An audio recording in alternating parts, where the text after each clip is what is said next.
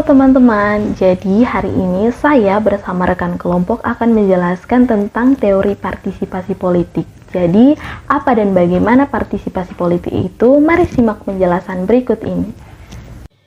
Partisipasi politik bisa diartikan sebagai peran warga negara dalam proses pemerintahan.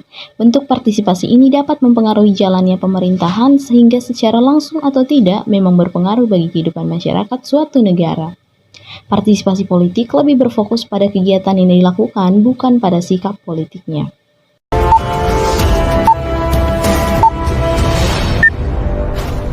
Selamat pagi semuanya, saya Jadi Sumeskono dari Partai A, kandidat nomor 1, akan memaparkan visi saya dan misi saya. Visi saya yaitu menjadi lembaga pengawas pemilu yang terpercaya.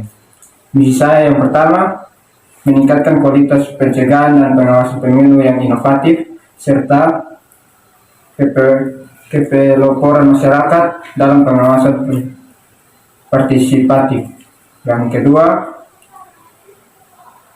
meningkatkan kualitas penindak pelanggaran dan penyelesaian sengketa proses pemilu yang progresif, cepat, dan sederhana. Ketiga, meningkatkan kualitas produk hukum yang harmoni dan terintegrasi. Yang keempat, memperkuat sistem teknologi informasi untuk mendukung kinerja pengawasan, penindakan, serta penyelesaian sengketa pemilu terintegrasi, efektif, transparan, dan aksesibel. Nomor 5 yaitu mempercepat penguatan kelembagaan dan SDM pengawasan serta aparatur sekretariat di seluruh jenjang kelembagaan pengawasan pemilu melalui penerapan tata kelola organisasi yang profesional dan berbasis teknologi informasi sesuai prinsip tata pemerintahan yang baik dan bersih. Demikian visi dan misi dari saya. Terima kasih.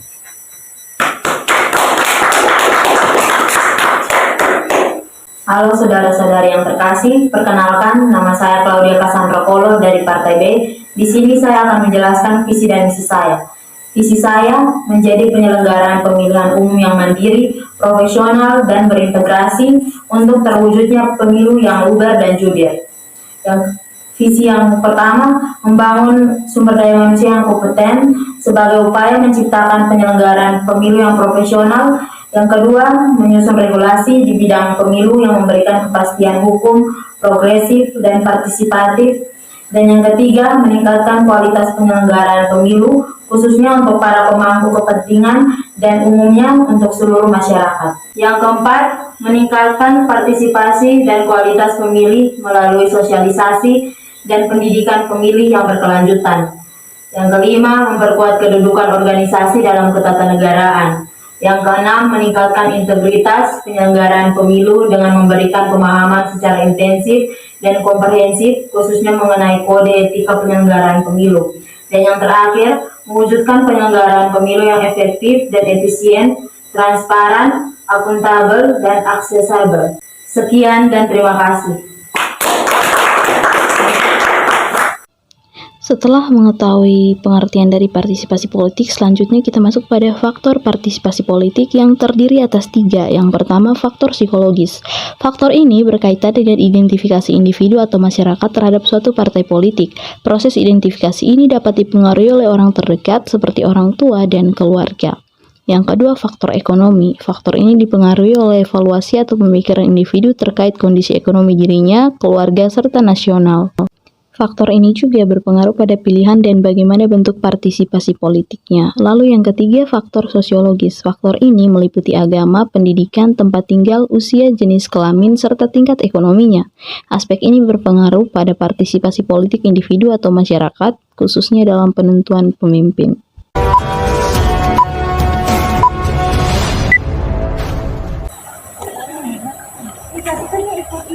Kampanye ceritanya pemaparan visi misi cerita. Kira-kira tadi mau pilih siapa? Belum tahu. Ada guys. Apa lagi? Kira-kira nanti di pemilihan mau pilih siapa? Belum tahu sih. Bapak Putra punya visi misi kan juga bagus. Kita juga satu suku. Kita berasal dari daerah yang sama. Jadi pilih kandidat nomor 1. Iya, itu juga bagus. Nanti baru kita lihat saja. Oh, oke ya, sampai jumpa. Dah. Faktor psikologis dalam video tadi terdapat pada bagian si pemeran yang mendapat pengaruh dari teman ataupun orang terdekat ketika hendak memilih kandidat dalam pemilihan umum. Sedangkan faktor psikologis terdapat pada bagian ketika si pemeran memilih kandidat berdasarkan tempat asal si kandidat ini, di mana si pemeran dan si kandidat memiliki tempat asal yang sama.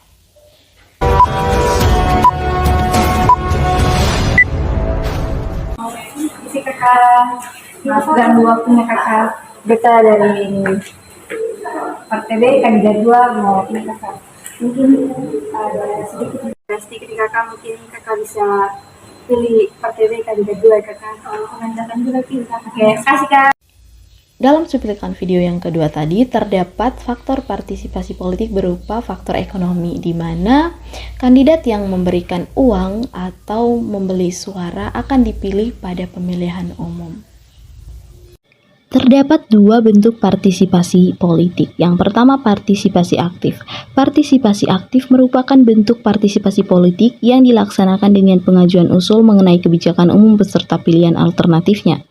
Selain itu, partisipasi aktif juga dilakukan dengan melakukan kritik serta perbaikan atas berbagai kebijakan yang dibuat pemerintah, membayar pajak, dan ikut serta dalam pemilihan kepala daerah. Sedangkan partisipasi pasif merupakan partisipasi politik yang dilakukan dengan menaati, menerima, serta melaksanakan seluruh keputusan pemerintah. Artinya, masyarakat hanya sekedar menerima dan mengikuti saja tanpa menyatakan pengajuan usul ataupun kritik. Terdapat 3 golongan partisipasi politik menurut Milbrecht dan Gold. Yang pertama, apatis, artinya masyarakat menolak dan menarik diri dari proses politik. Yang kedua, spektator, artinya masyarakat setidaknya pernah ikut serta dalam pemilihan umum. Yang ketiga, gladiator, artinya masyarakat terlibat aktif dalam proses politik, misalnya menjadi anggota partai, pekerja kampanye, serta aktivis masyarakat. Sekian penjelasan dari kelompok kami, terima kasih telah menonton.